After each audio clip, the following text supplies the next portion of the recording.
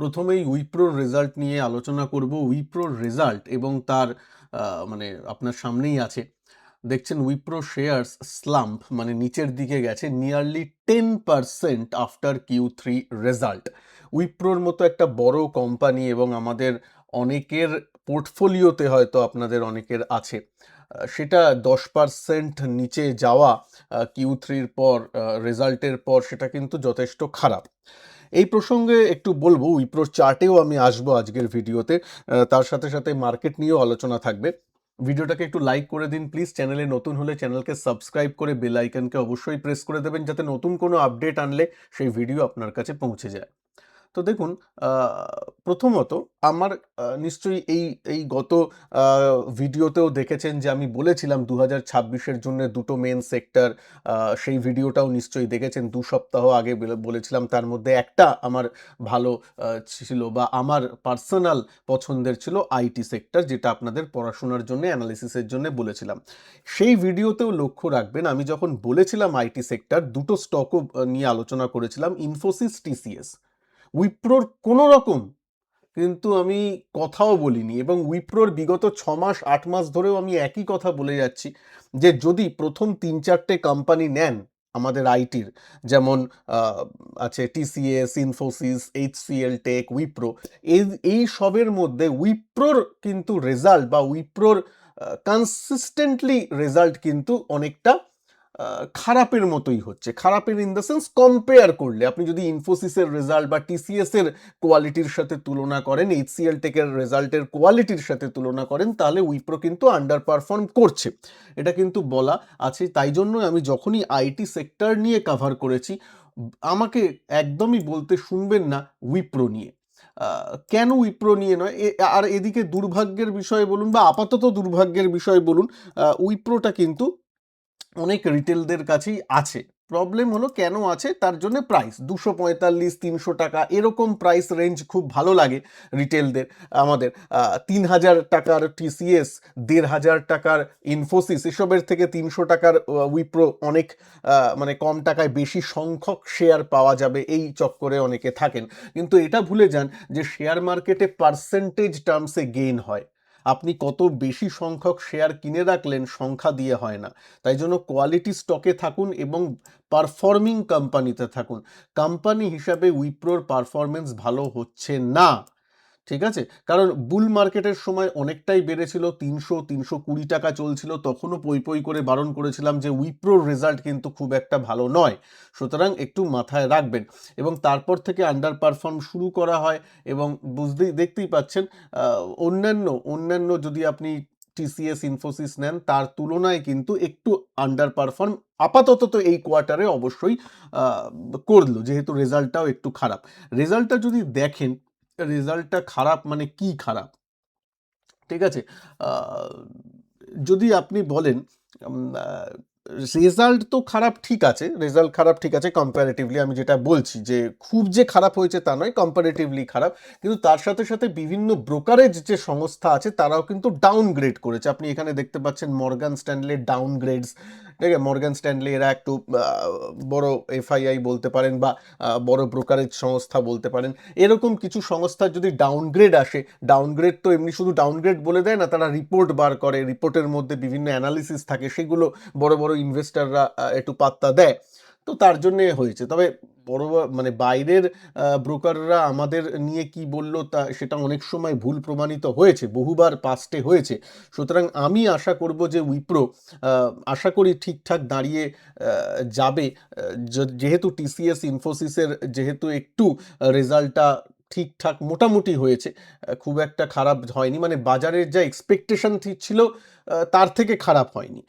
সুতরাং আমার মনে হয় যে ওভারঅল যদি আইটি সেক্টরটার ভালো হয়, তাহলে উইপ্রোটা একটু দাঁড়িয়ে যাবে। তবে আমাকে যদি পার্সোনাল প্রশ্ন করেন, আমি কি বাজারে লাফিয়ে পড়ে নেমে উইপ্রো কিনতে যাব, উত্তর হলো একদমই নয়। এটা একদমই নয়। আজকে অ্যান্সার পাচ্ছেন তা নয়, আমাকে 1 বছর আগে জিজ্ঞেস করলেও তাই থাকতো, 6 মাস আগে জিজ্ঞেস করলেও তাই থাকতো। কারণ আমার চ্যানেলেও দেখবেন যখনই আমি আইটি নিয়ে কথা বলি, মেনলি টিসিএস অ্যান্ড ইনফোসিসকেই বলি, তাছাড়া আমি যাই না। কারণ আইটি সেক্টরে এআই আসার পর থেকে কিন্তু অনেক রকম ব্যাপারও চলছে, কারণ সার্ভিস সেক্টরের উপর এআই কিন্তু অনেকটা প্রভাব ফেলেছে, কারণ যেগুলো রিপিটেটিভ জব সেগুলো এআই করে দিচ্ছে।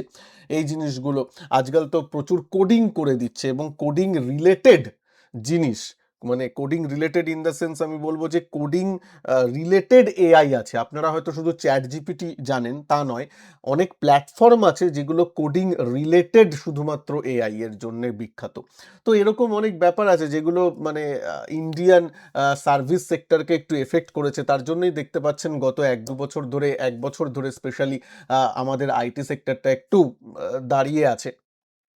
কিন্তু এটাকে একটু মেকআপ করতে সময় লাগবে, কিন্তু টিসিএস ইনফোসিসের সেই পোটেনশিয়াল আছে, পোটেনশিয়াল যে না নেই তা নয়, উইপ্রোরও আছে, উইপ্রোর আছে। এবার ম্যানেজমেন্টের কতটা সেই প্রসঙ্গ মানে ওই উঠে পড়ে লাগার ব্যাপারটা কতক্ষণ থাকে সেইটা একটু দরকার, কারণ এইবারের রেজাল্টটা তো খুব একটা ভালো হয়নি, ঠিক আছে। এবং স্পেশালি একটু অ্যানালিস্টরাও নেগেটিভ মত পোষণ করেছে, এবং যা হয় তার জন্যই কিন্তু ব্যাপারটা হয়েছে। যাই হোক, এটা নিয়ে একটু বলার কথা। তাছাড়া রিলায়েন্সের রেজাল্ট, যেটা আপনাদের কাছে আরেকটু তুলে ধরার ব্যাপার আছে, রিলায়েন্সের রেজাল্টও এসেছে এই উইকেন্ডে। আমি উইপ্রোর তো এখানে চার্ট দেখতেই পাচ্ছেন, উইপ্রো চার্টটা নিয়ে একটু আলোচনা করে দিই।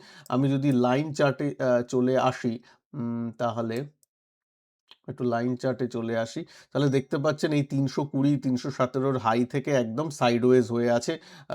যতক্ষণ না আবার 272 এই 260 272 এইটা ক্রস করছে, ততক্ষণ আবার নতুন হাই তো হওয়ার জায়গা দেখা যাচ্ছে না।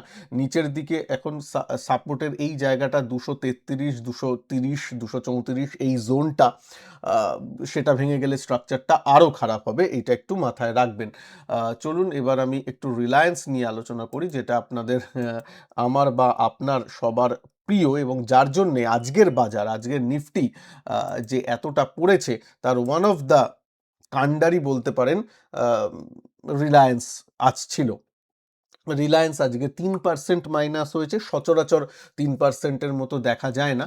তবে এটাও আপনাকে বলতে হবে বা এটাও আপনাকে বুঝতে হবে, 2024-এর সেপ্টেম্বরের বা জুলাইতে বলুন, জুলাইতে হাই করেছিল রিলায়েন্স, তখন 1597, রাউন্ড ফিগারে 1600 ধরে নিন।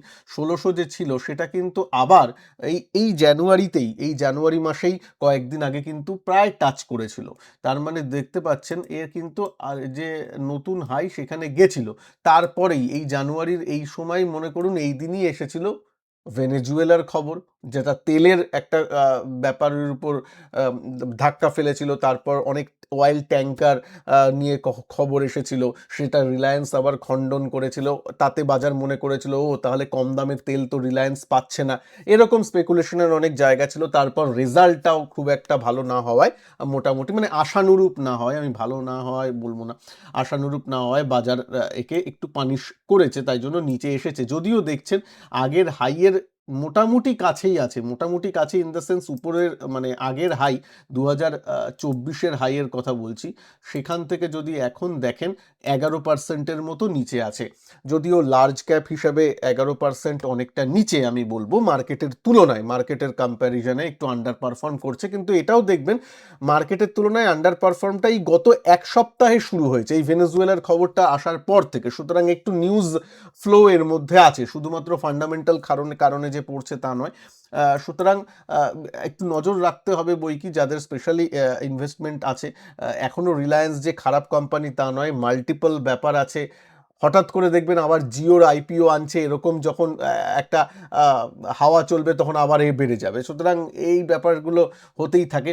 1350 টাকায় এই সুইং লোয়ের দিকে, এই সুইং লোয়ের দিকে একটু নজর রাখবেন, যেটা 1350, এই জোনটা, এই জোনটা 1350 1340 1360 এই একটা জোনের দিকে নজর থাকবে।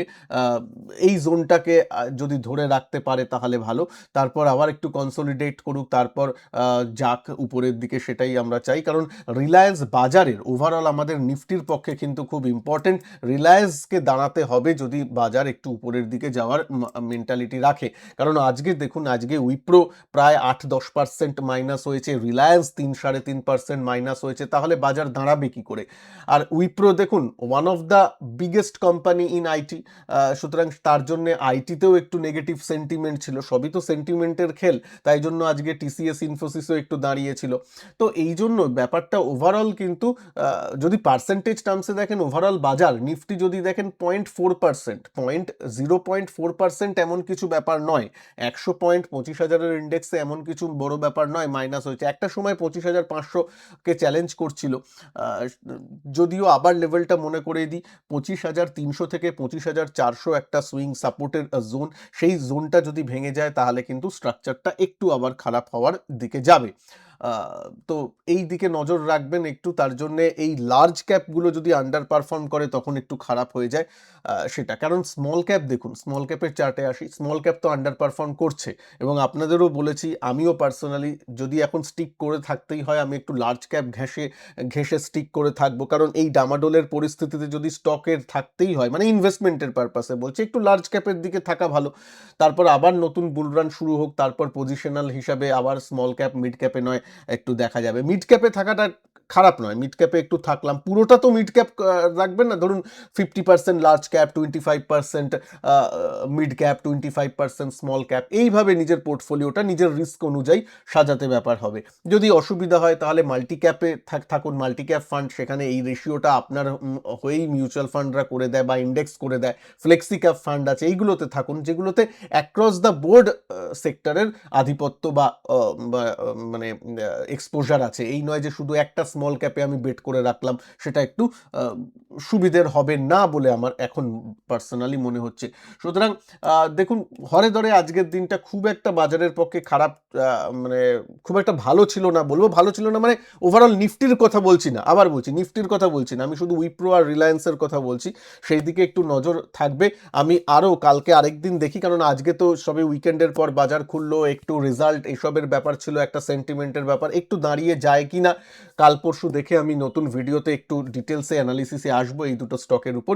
আশা করি আপনারা মানে এই ভিডিওর এই ব্যাপারটাকে মানে উপভোগ করছেন। তার সাথে সাথে যারা স্পেশালি আপনারা চাকরি বাকরি করেন, শেয়ার মার্কেটে অতটা সময় দিতে পারেন না, তারা কিন্তু এআই ইউজ করে বা এআই এর সাহায্যে কিন্তু নিজের ট্রেডিং এবং ইনভেস্টমেন্টের দারুণ ডিসিশন অনেক সময় নিতে পারেন, বা অনেক আপনার পড়াশোনার কাজটা অনেক ইজি করে দেয় এআই এর ব্যাপারে। এআই ইউজ করে আপনি নিজের মানে কি বলে, নিজের ইন্ডিকেটর তৈরি করতে পারেন, নিজের সেটআপ তৈরি করতে পারেন, যেখানে ব্যাপারটা অনেকটা মানে ফর্মুলা বেসড বা মেকানিক্যাল জিনিসটা হয়ে যায়। মানে নিজের সময়টা, নিজের তো অবশ্যই সময় দিতে হয়, কিন্তু যারা অফিস কাচারি করেন অনেকটা সময় দিতে পারেন না, তারা অল্প সময় ইউজ করেই ব্যাপারটা পড়াশোনাটা কাজটা করে নিতে পারেন, বা টেকনিক্যাল অ্যানালিসিসটা করে নিতে পারেন, নিজের ইন্ডিকেটর তৈরি করতে পারেন, অনেক কিছু করতে পারেন।